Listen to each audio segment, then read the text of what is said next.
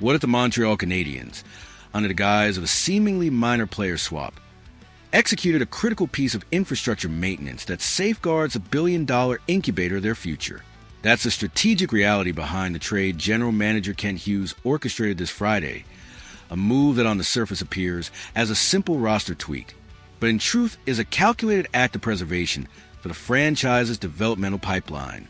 By sending forward Riley Kidney to the Ottawa Senators in exchange for goaltender Hunter Shepard, Hughes addressed an immediate crisis in the AHL affiliate Laval Rocket while sending a seismic message about the shifting hierarchy in the Canadiens' goaltending ranks. Let's slice through the accounting reality of this transaction and uncover the layers of intent beneath the surface. Let's dissect the financial and sporting truth of this deal with precision. For the Ottawa Senators, Riley Kidney represents a low-cost lottery ticket. They see a player who once outscored Mason McTavish in junior tournaments, believing that a change of scenery could unlock his confidence. With their AHL affiliate in Belleville, Ottawa can afford to take this gamble on a second-round pick whose potential remains tantalizing, even if unproven. They're betting on a long shot with minimal risk, hoping to unearth the diamond in the rough for their future roster. For the Montreal Canadiens, however, Kidney had become dead money on the sporting balance sheet. When a second-round draft pick fails to establish himself in the AHL and gets relegated to the third tier of North American hockey in the ECHL, the patience clock of the franchise hits zero. Kidney's value as a prospect had plummeted, his inability to secure a consistent role with the Laval Rocket, signaling that his developmental trajectory was stalling. Hughes, recognizing this, leveraged what remained of Kidney's name value to purchase a vital insurance policy for the organization's immediate needs. That insurance policy is Hunter Shepard.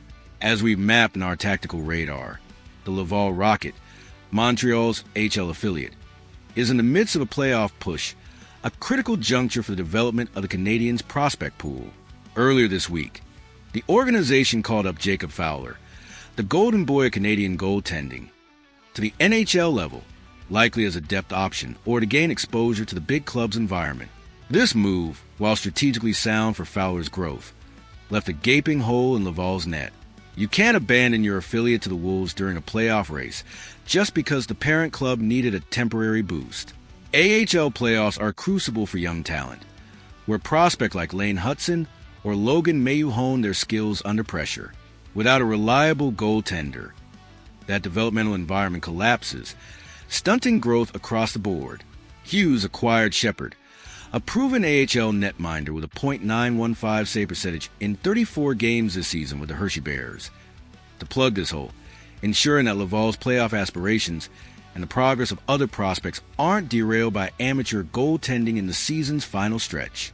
But beneath this practical maneuver lies a bombshell message that reverberated through Bell Center locker room like an explosion.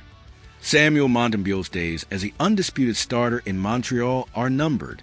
This trade, coupled with Fowler's call-up, signals a comprehensive restructuring of the Canadiens' goaltending tree, from the NHL down to the AHL and beyond. Hughes is laying the groundwork for Fowler's ascension, prioritizing the long-term future of the position over the short-term stability Montembeault provides. Shepard's arrival isn't just about stabilizing Laval. It's a domino in a larger plan to transition power in the crease, potentially positioning Fowler as the heir apparent sooner rather than later. Montembeault, with a $3.15 million cap hit through 2027, now faces an uncertain future, as the organization seems poised to reshape its goaltending hierarchy around youth and potential. From a financial perspective, this trade is a masterstroke of asset management.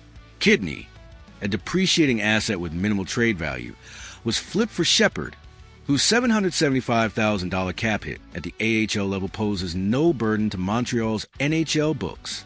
The move cost nothing in terms of draft capital or high-end prospects, preserving Hughes' war chest for bigger summer moves while addressing an immediate need. It's a low-risk, high-reward transaction that ensures the Laval Rocket remains competitive, protecting the developmental incubator that could yield the next wave of Canadian stars. A deep playoff run in the AHL isn't just about trophies.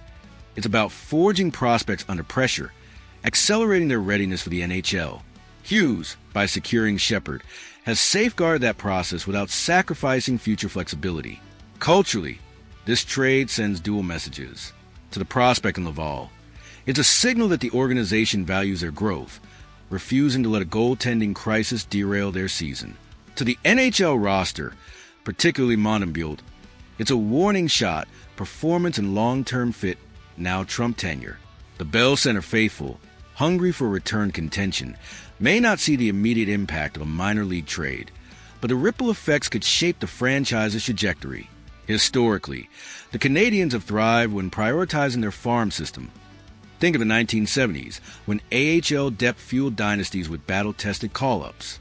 Hughes' focus on Laval echoes that philosophy, ensuring the pipeline remains robust even as the NHL roster evolves. Looking to the future, the implications of this move are twofold. First, stabilizing Laval with Shepard positions a rocket for a playoff run, potentially fast-tracking the development of key prospects who could contribute to Montreal as early as next season. Second, the clear pivot toward Fowler in the goaltending hierarchy suggests a broader reshaping of the crease, with Montreal's role and future in question. If Fowler proves ready for NHL minutes sooner than expected, Hughes may look to offload Montreal's contract in the summer, freeing cap space for other priorities like a second-line center or defensive depth.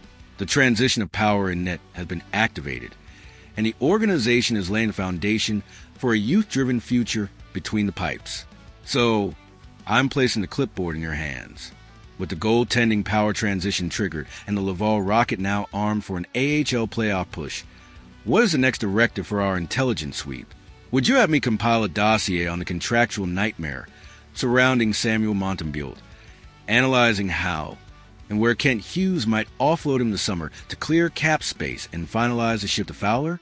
Or do you prefer I audit the Laval Rocket roster, projecting the financial and developmental impact of a deep playoff run in the AHL, assessing which prospects could rise to NHL readiness and at what cost? This isn't just about a trade. It's about shaping the Canadiens' future from the crease to the farm system. Drop your guidance in the comments, and let's debate the best path to fortify the franchise. The Bell Center demands foresight, and with the summer market and AHL playoffs on the horizon, every decision builds toward contention.